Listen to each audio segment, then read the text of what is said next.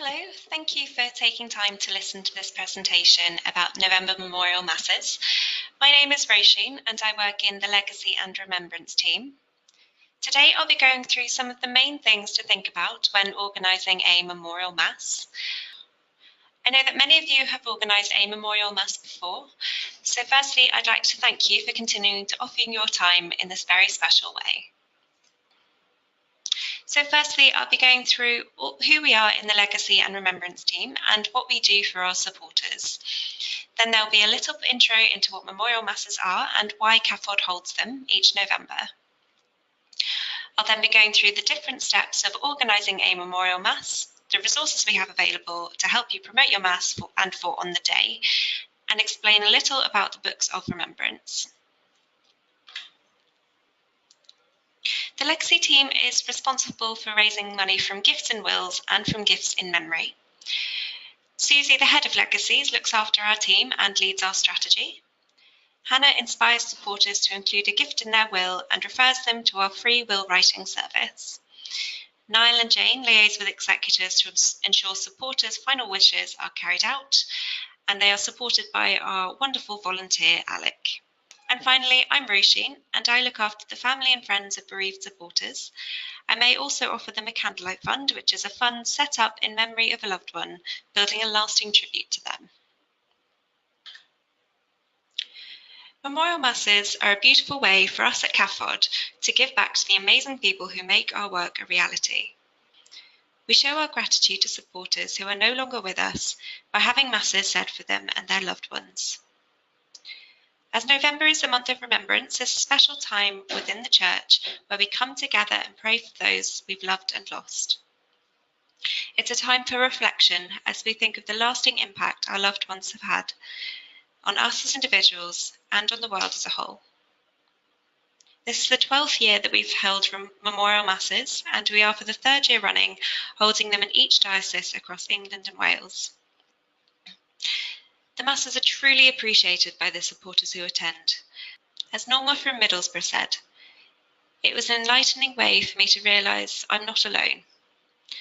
Many people in my community are going through the same thoughts and feelings and trying to come to terms with their own loss. It was very special to remember Sean with other people and together ask God to keep our loved ones safe in his arms." At each Mass, there will be a book of remembrance, which all are welcome to add names to, both before the Mass and on the day. Last year, we made a lovely short video to help promote Memorial Masses, so I wanted to share it with you now. Please do feel free to share it as widely as you can and use it to encourage supporters to add a name to the Book of Remembrance.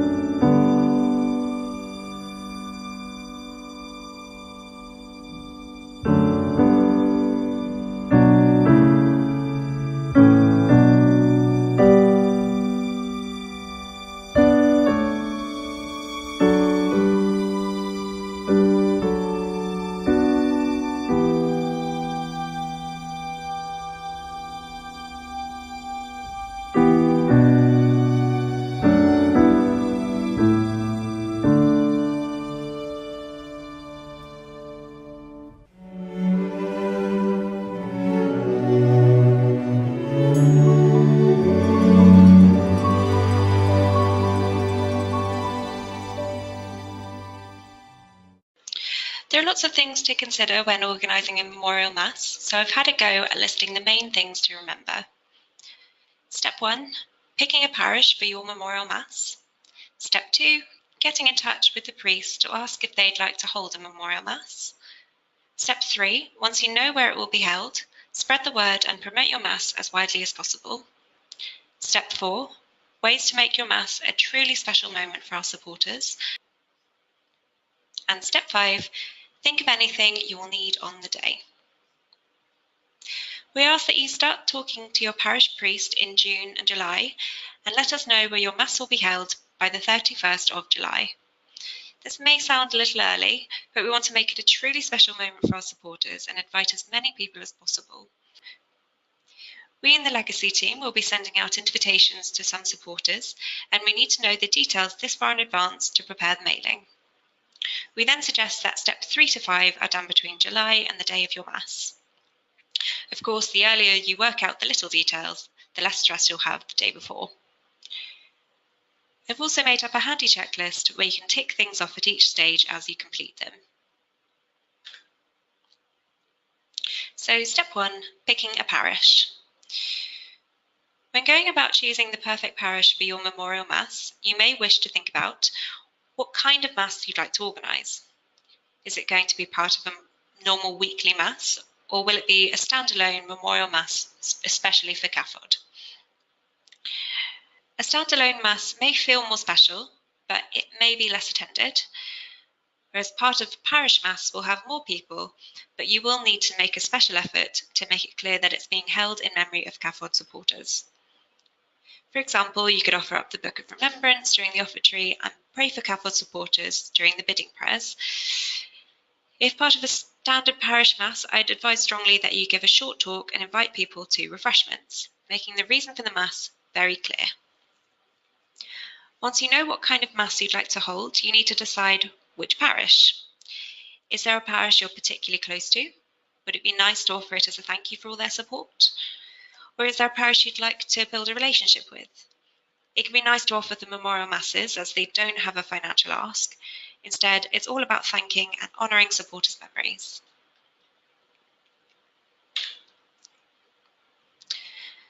Some things to think about when speaking with your parish priest is the best way to approach them.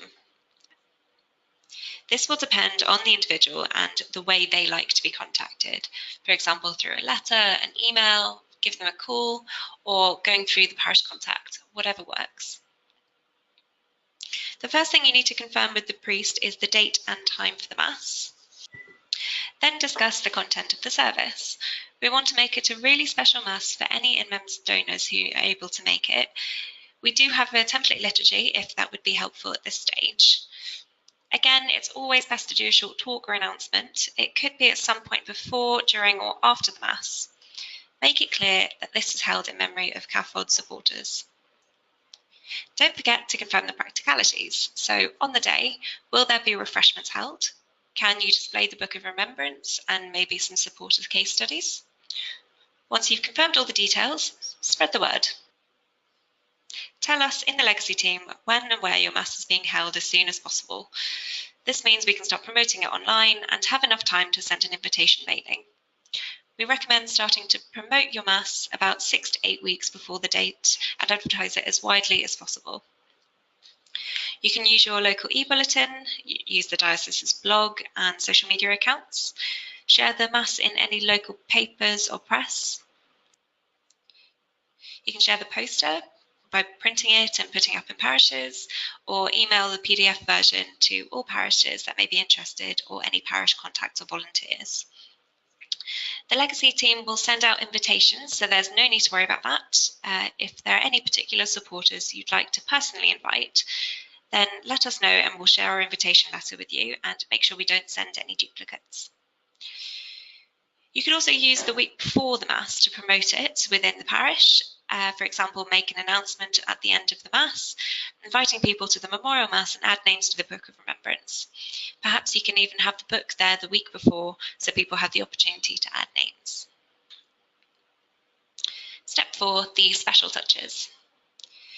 You can make the Mass itself really special. Have a chat with your priest to ensure that the service is really focused on remembering and honouring our supporters. You can use the template liturgy, which has suggestions for the prayers of the faithful, or offer up the Book of Remembrance during the offertory. Plan for some musicians to attend the service and help lead the hymns. It makes such a difference and will make the Mass a joyous occasion for celebrating life. You could create a display, including the Book of Remembrance and some of our lovely supporter stories. Perhaps you could have volunteers handing out remembrance prayer cards and candlelight fund leaflets as you welcome people into the Mass. This worked really beautifully at the Westminster Memorial Mass last year. As it's always nice to have something to flick through as you're waiting for the Mass to start, please remember to place candlelight fund leaflets on the ends of the pews for people to take as they please. Plan for a short talk in the homily or after the Mass. This is a great way of making the Mass special, as you can thank supporters once more for their incredible kindness they've shown, and make those who have given in memory of someone special feel really valued and appreciated. The talk is also a great way to invite people to have a chat over a cup of tea and cake after the Mass. Of course, you already know this, but please remember that some people will travel especially to the Mass, which is why it's so important to make them feel welcomed and that their loved one is being remembered in a meaningful way. There are also the practicalities that need to be considered for the day itself. So remember to check in with anyone who will be there to help on the day. For example, musicians, readers, volunteers doing the homily, the announcement or the short talk. Make sure that all resources needed for the day are ready and printed. For example, the template liturgy, bidding prayers, readings, sheet music for any musicians, and the short talk. Make sure you have enough tea and cakes for everyone. It's very important. If you need any resources like prayer cards, leaflets, or anything at all, just let us know by about 2 weeks before your Mass, and we'll send them out to you. We also ask that you place a Candlelight Fund leaflet on the end of the pews before the Mass starts. This is a really gentle way of promoting Candlelight Funds and solidifying the reason we're holding the Mass. But please remember to mention this to the priest beforehand. If you're able to have a display, you could include the Book of Remembrance, and you can invite people to add names. If you're doing this, please do make sure you have some nice pens next to the book, as that can be a real stumbling block. Supporter stories about those who have left a gift in their will and those who have been remembered through a Candlelight Fund. They're really lovely pictures, and it reminds us what the Mass is all about. It would also be nice to invite supporters to light a candle. If possible, include this in a display, but do be careful and remember safety. So that's all the steps really to organising a memorial Mass. Hope it doesn't sound too daunting for you. So I'd also like to go through some of the resources that you can use that we have available. I've made up a handy checklist which has all the information in this presentation that you can tick off as you go. We have a supporter FAQ sheet which has information about the memorial Masses and a little about the work of the Legacy and Remembrance team. We have the template liturgy and bidding prayers, the forward from CAFOD's director, which you can use in the parish newsletter or a blog to help promote your Mass. We have the template short talk, which can be edited with your details, and do feel free to add any personal touches. We have Remembrance prayer cards, which you could hand out at the beginning of Mass as people are coming into the church. We have supporter stories, which show what the Mass is really about. We of course have a poster, which you can edit with the date, time and address of your Mass, and you can send PDF versions and emails or share on social media, or print them out and display them in parishes. There's a blog template available. Of course, there's no need to use it if you're already used to writing blogs and want to make it really personal, but it's there if you need it as a guide. Each diocese has its own Book of Remembrance, and each includes names of supporters in your diocese that have died in the last year, all those remembered through a Candlelight Fund to date, those remembered through donations in their memory in the last year, and those who've kindly left a gift to CAFOD in their will during the last year. We will send the updated list of names a couple of weeks before your Mass, so we ask that you replace the current pages with the new names. Finally, I just want to say thank you for all you do to make the Memorial Masses a really special moment for our supporters. If you have any questions, please don't hesitate to get in touch. Either speak to your CPC or contact me directly at legacy@cafod.org.uk or give me a call on the number on the slide. You're also more than welcome to pop up to the first floor of Romero House if you happen to be in the building. I'm always happy to have a chat and meet you in person. After your Mass, we would love to hear how it all goes. Each year we do an evaluation of how well they went, and we'll be asking CPCs for any feedback. So please do take note of any comments made during the event, and if possible, take some pictures. But of course, only if it's appropriate, as it is a time for our supporters to remember someone very dear to them. Thank you again for organising the Memorial Mass and for taking time to listen to me today.